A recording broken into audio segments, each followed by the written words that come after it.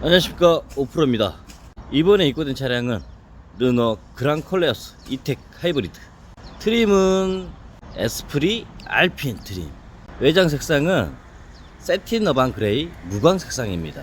김포에서 거주하신 고객분께서 처음에 연락이 오셔가지고 문자나 그리고 유선 상담으로 상담을 진행한 다음에 차량을 저희 광주 비클로 프로 샵 쪽으로 보내주셨어요. 탁송을 보내주셨죠.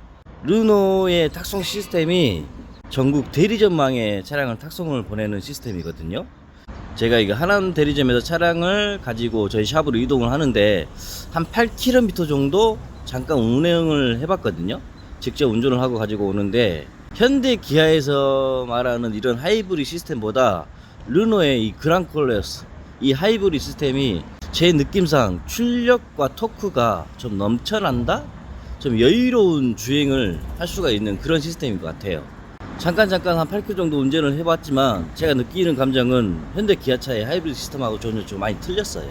많이 여유롭고 모터의 출력이 좀 남아 돈다? 이 느낌을 좀 받았거든요. 주행 질감이 현대 기아의 하이브리드 시스템보다는 좀 많이 좋다 이렇게 느꼈습니다. 그리고 차량을 보시면 이번에 르노 그랑콜레오스 이 차량의 시공된 필름은 현재 V쿨에서 프로모션을 진행하고 있어요. 프로모션 상품으로 전면 VK 시리즈 이 VK 선대 시공을 진행을 해놨고요. 그리고 측면 일렬을 보시면요, 이쪽 일렬 이 필름은 V쿨 VK10이라고 고객분께서 VK 시리즈를 선택해 주셨어요. 그리고 2열 유리를 이쪽 2열 유리 이 유리는 K14라는 모델 이 K14를 선택을 해주셨는데 이렇게 1열하고 2열을 동시에 비교해서 보시면요 색감 차이가 좀 발생합니다. 이 색감 차이에 대해서 제가 설명을 드렸는데 고객분께서 하시는 말씀이 아니요 사장님, 저는 시인성이 더 중요하게 생각하기 때문에 색감 차이 나도 상관없어요. 2열하고 후면 유리는 K14로 시공해 주세요 이렇게 말씀하셔가지고 1열은 VK10, 2열은 K14 그리고 후면 유리도 K14라는 모델로 시공을 다 해놨습니다. 김포에서 차량을 보내주셔가지고 저 멀리에서 차량을 보내주셨잖아요. 저를 믿고. 그렇기 때문에 제가 또 서비스를 해드리려고 했어요. 해드리려고 했는데 PPF 필름을 제가 막 서비스 차원에서 해드리는 그런 상품들이 있는데 이번 르노 그랑콜레오스 이 차량 같은 경우 외장 색상이 무광이에요. 여기 보시면 이 도장면이 무광이다 보니까 이 도장면 위에다가 PPF 필름을 뭐 도어컵이랑 뭐 주유구, 트렁크 리드 어퍼 이런 걸 붙여 놓으면 그 부위만 유광으로 변해 버려요. 보기가 좀 안 좋아서 이런 내용을 고객분한테 설명을 또 한번 드렸거든요. 고객분께서 하시는 말씀이 그러시면 상이 PPF 시공은 그냥 놔두세요 이렇게 말씀하셨거든요. 그래도 아쉽잖아요. 저를 믿고 차량을 멀리서 보내주셨는데 그렇기 때문에 헤드램프 이 전조등 부위 이 부위 PPF 시공을 해드렸고 제가 봤을 때 이 도어 부위에 하이그로시가 보이는 거예요, 제 눈에는. 그래서 이 도어 하이그로시 이 두 개 부위를 PPF 시공을 서비스 차원에서 해드렸어요. 뭐 작업을 하다 보니까요, 이번 르노에서 좀 칼을 갈고 차량을 만들지 않았나 그런 생각이 좀 드는 부분이 있거든요. 그게 뭐냐면 흔히 수입차 BM 또 아우디 벤츠 이런 데에서 많이 또 그리고 제네시스 라인에서 볼 수 있는 이런 도어 쪽의 실링 마감이 꼼꼼히 얘네들이 잘 해놨더라고요. 이런 마감을 해놓으면 주행 중에 들리는 이런 풍절음 이런 걸 줄여줄 수가 있거든요.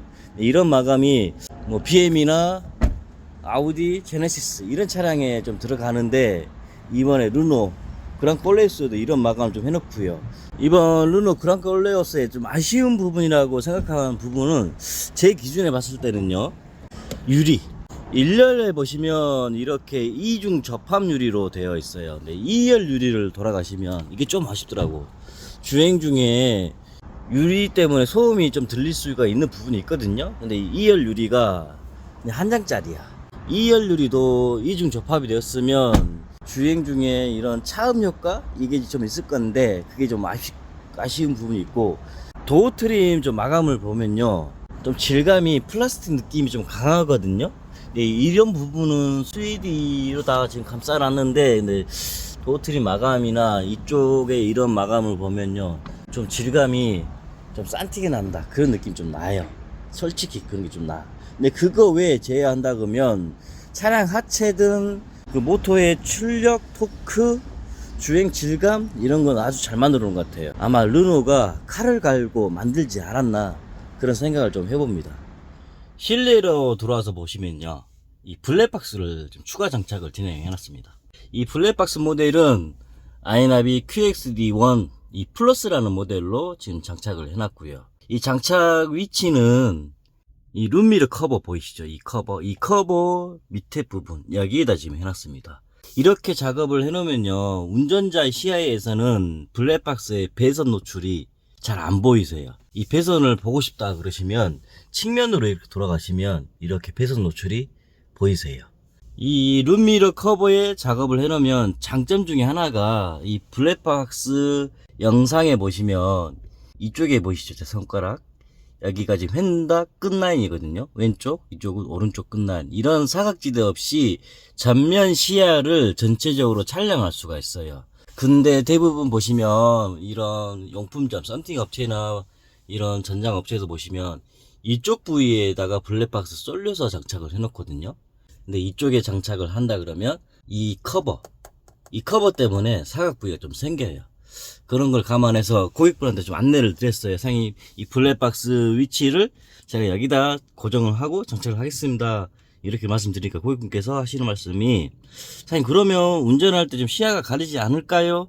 이렇게 말씀하셨는데, 제가 블랙박스를 장착하면 대부분 이 룸미러 커버, 이 커버에 작업을 많이 하거든요.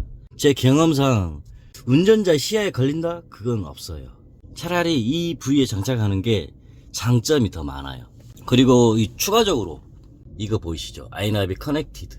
얘가 무슨 역할을 해주냐면, 주차 중에 이 블랙박스에 충격이나 이런 게 오면 고객분의 스마트폰으로 알림을 전송해주는 그런 기능이에요. 그러니까 주차 중에 내 차량에 달려있는 블랙박스를 확인도 할 수도 있고, 이런 충격 알림을 받을 수 있는 그런 역할을 해주는 게 이 커넥티드. 이 커넥티드는 유상이거든요. 2년 동안 쓰시고 2년 이후에 3만원인가 그 비용이 좀 들어갈 거예요. 그 비용이 뭐 지불하시면 계속적으로 쓸 수 있지만, 쓰기 싫다 그러시면 그냥 돈 안 내시고 그냥 이대로 달아 놓으시면 돼요. 이대로 달아 놓으면 이 커넥티드가 무슨 역할을 해주냐면, 이 블랙박스에 GPS 현위치를 알려주는 그런 GPS 역할도 같이 할 수가 있어요. 그리고 아까 좀 전에 제가 또 설명드렸죠. 이 모니터 보호필름을 이렇게 지금 붙여놨거든요. 12.3인치 이 모니터가 두 개로 연결되어 있다 보니까 조수까지 이 보호필름을 끝까지 다 붙여줘야 되거든요. 근데 애프터마켓에서 이 필름을 판매를 해요. 이 필름을 제가 구매를 해서 지금 붙여드렸어요. 르노의 액세서리 상품이 이 모니터 보호필름이 있더라고요.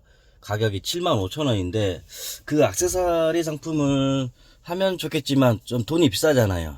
이런 애프터마켓에서 하면 한 3, 4만원이면 다 붙일 건데, 근데 붙이더라도 일반 고객분이 붙이기에는 저 끝까지 보시죠. 이 조수까지 한 장으로 쭉 붙여야 되는데 어렵지 않나, 그 생각을 좀 해봅니다.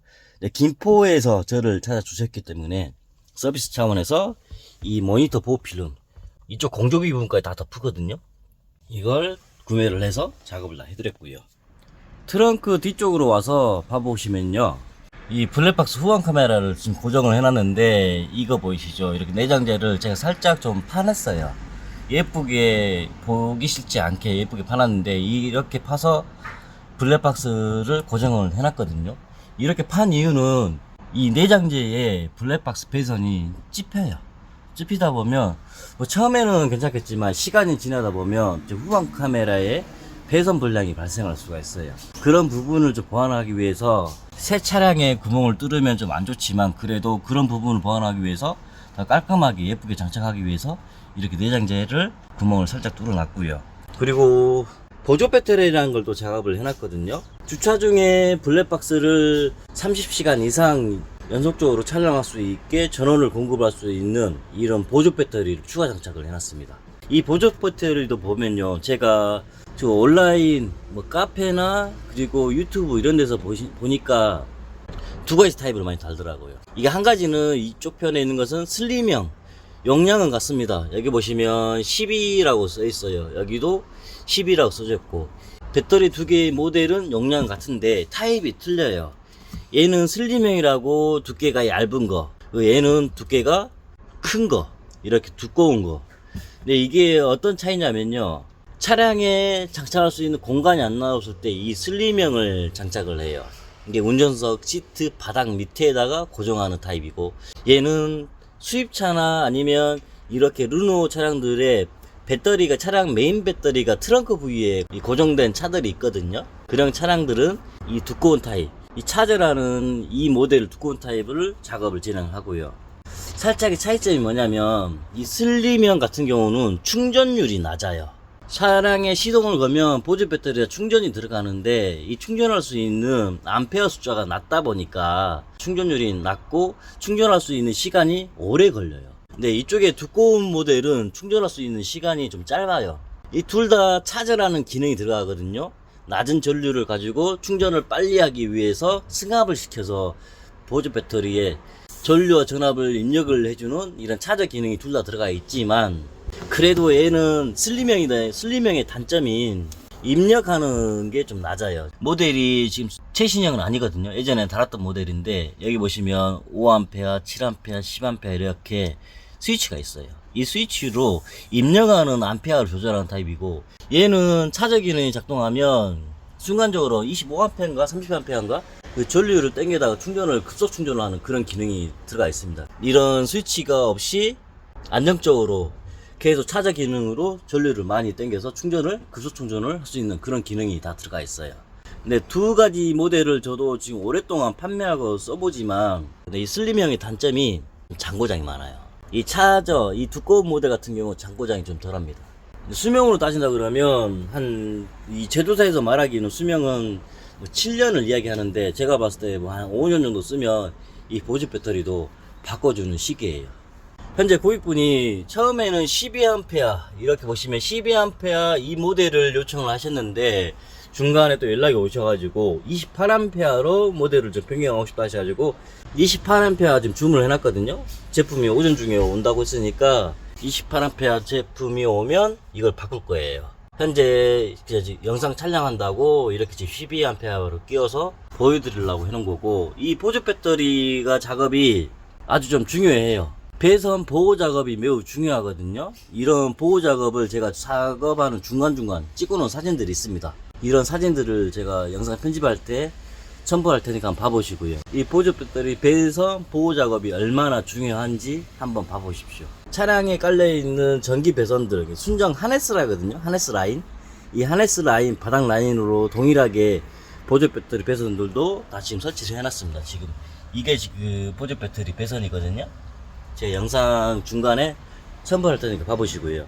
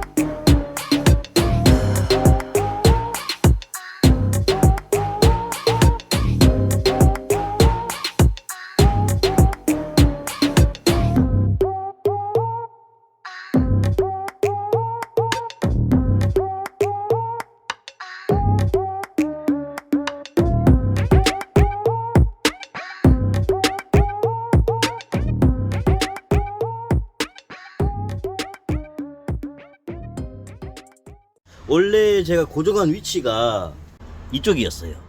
고객분과 저하고 의사소통이 조금 안 된 부분이 있었어요. 고객분이 이 보조 배터리 위치를 이 트렁크 함 뒤쪽에 해달라 해갖고, 저는 이쪽이 뒤쪽이라 생각했는데 고객분이 하시는 말씀이 본인은 이쪽을 뒤쪽이라고 말씀하셨대요. 서로 의사소통이 조금 오류가 있어가지고 처음에 여기에다가 고정을 해놨다가 다시 지금 위치를 조정해놨습니다. 이쪽으로 고객분이 원하는 이쪽. 이쪽 부위는 고객분이 짐을 싣고 이런 걸 하신대요. 이 함을 쓰기 위해서 상위 보조 배터리를 좀 앞쪽으로 다시 위치를 수정해 주세요 해서 이렇게 좀 수정을 해놨고요. 28A 보조 배터리 오면 좀 그 정도 좀 견고하게 해놓고 그러면 될 것 같아요. 조금 전에 이 보조 배터리 28A 제품이 도착을 했어요. 12A하고 제가 이 크기를 비교를 한번 해드리려고 같이 한번 영상을 찍어보고 있습니다. 이쪽이 28A, 이쪽이 12A. 여기 보시면 용량이 28, 여기는 12. 이게 완충했을 때 완충 시간도 28A가 시간이 좀 많이 소요되시고요. 대략적으로 한 2시간 정도 주행을 해줘야지만 얘가 완충이 되고, 12A 같은 경우는 완충을 한다 그러면 한 40분, 50분 정도 주행을 하면 완충이 되고요. 완충했을 때 블랙박스를 구동해주는 시간도 좀 확연히 차이가 많이 납니다. 12A 같은 경우 완충 기준으로 했을 때 한 30시간 정도 블랙박스에 전원을 공급해주고요. 28A 같은 경우는 한 120분에서 한 130분 정도 블랙박스에 전원을 공급을 해주는 그런 역할을 해줘요. 이 하이브리드 차량 같은 경우 왜 보조 배터리를 다냐면 여기에 차량 메인 배터리 들어가 있거든요. 이 메인 배터리에 방전이 빨리 일어날 수가 있어요. 방전이 일어나면 문도 안 열리고 뭐하고 그런 좀 복잡한 과정이 있거든요. 그런 걸 예방도 하고 블랙박스를 주차 중에 상시적으로 계속 영상을 촬영할 수 있게 전원을 공급해준 역할로 이 보조 배터리 작업을 진행을 해요. 이 작업을 진행할 때 중요한 게 이 보조 배터리 배선을 보호해주는 이 보호 마감 작업을 좀 잘해줘야 되고, 배선을 또 설치를 할 때 설치하는 과정에 순정 하네스 라인하고 순정 전기 배선 라인이 있거든요. 그 하네스 라인이라고 얘기하는데 그 하네스 라인 따라서 다 배선을 설치를 해줘야 되고요. 이게 설치도 중요하고 보조 배터리 배선 보호 작업도 중요합니다. 그 부분을 한번 비교를 한번 해보시는 게 좋을 것 같아요. 그리고 한 가지 더 설명드릴 게, 이 앞유리 VK 시리즈, 이 VK 같은 경우 필름이 엄청 두꺼워요. 두껍다 보니까 필름이 마를 시간이 좀 자연 건조되는 시간이 좀 필요하다 보시면 돼요. 썬팅 필름을 시공하는 과정이 물을 뿌려서 실내에 붙이는 그런 작업이 있거든요. 근데 이 물기가 마를 시간이 좀 필요해요. K 시리즈 같은 경우는 건조 시간이 짧은데 한 2주 정도면 필름이 다 건조가 돼요. 측면들도 보시면 영상으로 표현이 좀 잘 안 될 것 같아요. 보일지는 모르겠습니다. 얘가 보시면 물기가 좀 남아 있어요. 실내에서 보시면 이 자국이 표현이 잘 안 되는데 외부에서 봤을 때 물기 자국들이 남아 있는 게 육안으로 보여요. 전면 유리도 보시면 영상으로 표현이 될지는 모르겠는데 외부에서 직접 보시면 이 물기가 마를 시간이 좀 필요합니다. 물기가 다 보여요. 그리고 또 한 가지 더 중요한 게 VK 시리즈 같은 경우는 이 차 르노 그랑 콜레오스, 이 차량은 전면 유리 시공하는 게 어렵지는 않아요. 쉬워요. 공명각이 많이 없다 보니까 시공하기는 쉬운데, 그래도 조심해야 할 게 VK 시리즈 같은 경우 크랙이라는 현상이 있습니다. 필름이 이 하단 부위에 제가 작업을 할 때 필름을 성형 작업을 진행하는데 여기에 열기를 많이 줘요. 그리고 이쪽 상단 부위, 이 상단 부위도 열기를 많이 주다 보면 크랙이라는 현상이, 필름이 깨지는 현상이 일어나요. 금속 코팅층이 깨지는 현상이 나타나는데 그 현상 없이 시공을 하는 게 기술 아닌 노하우, 스킬 아닌 스킬, 그렇게 보시면 될 것 같습니다. 크랙 현상 하나도 없이 깔끔하게 전면 유리 시공 다 진행해 놨고요. 이 부분 한 번 더 강조를 하고 지나가도록 하겠습니다. 크랙이라는 게 어떻게 나는지, 어떤 모양인지 한번 영상으로 남겨드릴게요. 여기 보시면 이 히팅건을 이용해서 온도는 한 400도로 해서 잠깐 한번 이 필름에 열기를 가해 볼게요. 자, 히팅건의 온도는 400도. 이제 지져볼게요.